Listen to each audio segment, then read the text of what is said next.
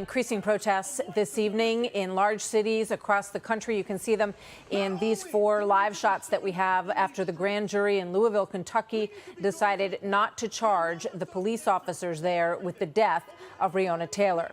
One of the 3 detectives involved in this case was indicted on 3 counts of wanton endangerment, but that had to do with the firing of his weapon into a nearby apartment in the midst of the chaos that was ensuing at Taylor's apartment.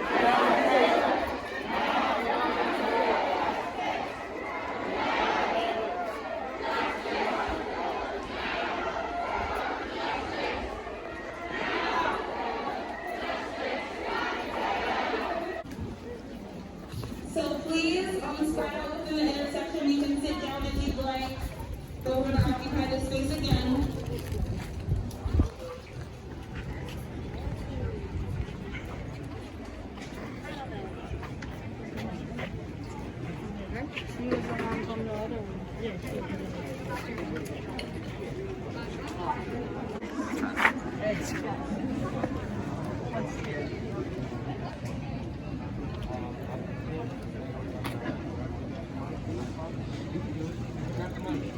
not the judge, but is anyone saying?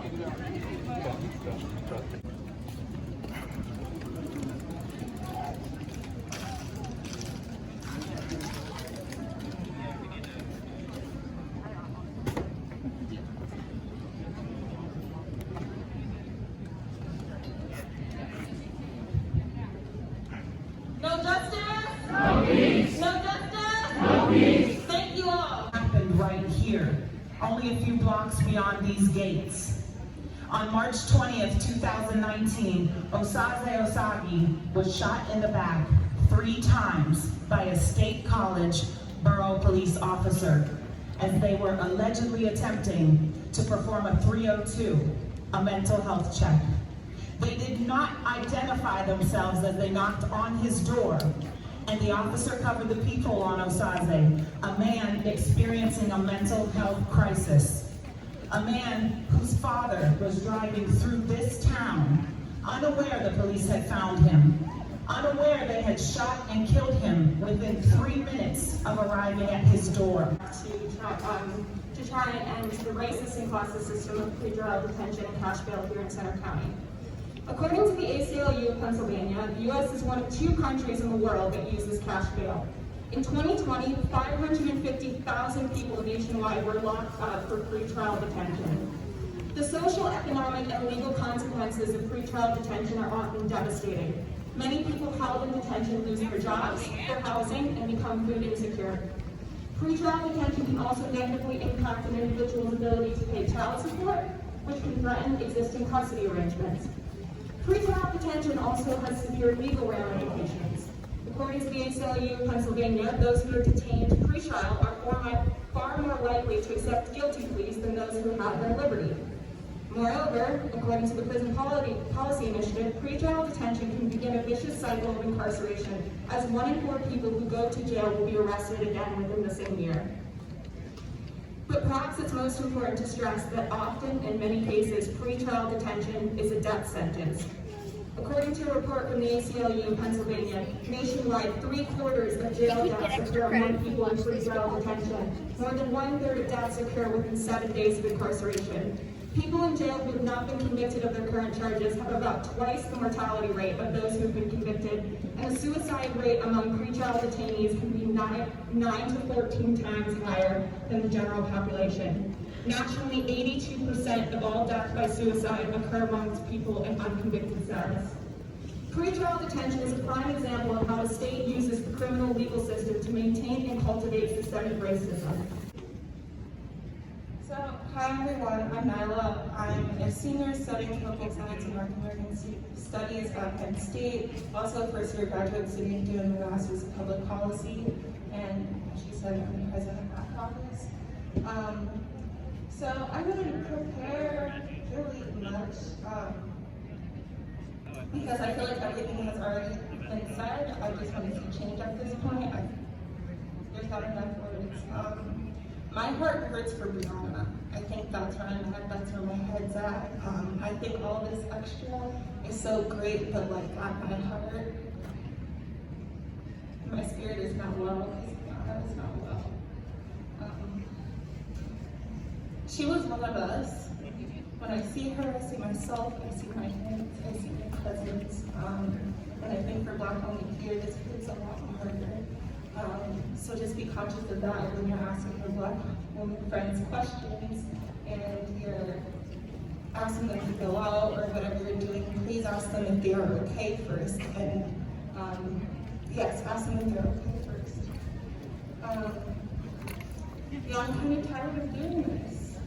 We were kids when Trayvon Martin was killed, and now we're adults, and it doesn't stop. And critical race theory tells us that this is predictable, like we should predict this happening from the microaggressions to the tragedies. But I think we're here because we're saying that we shouldn't have to predict this anymore, this shouldn't keep happening. And the point of us being out here is not for Instagram, well, it shouldn't be for Instagram or for a resume. It's about demanding justice so we don't have to anymore. It's about protesting so there's nothing else to protest. It's about fighting until the war is won.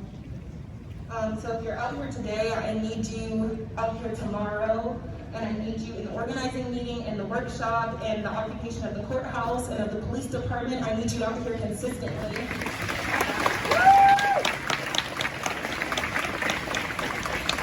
They don't want us to think outside of oppressive structures. They don't want us to think creatively. They say, how dare we think about defunding and abolition and about anti-capitalist structures, but we're here to think and organize and move out of that. And it is people together. It is not entrepreneurship or individualistic ideas that will get us out of it. It's all of us. Look around. It is all of us and more people that are needed to make actual change. It takes a struggle for collective liberation. And I think, was it Danielle who said it earlier, none of us are free till all of us are free. And when we think about whose names we hear and who we're fighting for, we need to fight for all Black people, and not just Black people who are palatable, not just Black people who are light-skinned. We need to fight for poor Black people, for differently abled Black people, for trans Black people, and for Black people.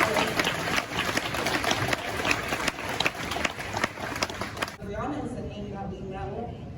There are many that we don't know. I don't know your sister. I don't know your aunt. Y'all don't know my cousins who have been killed by police.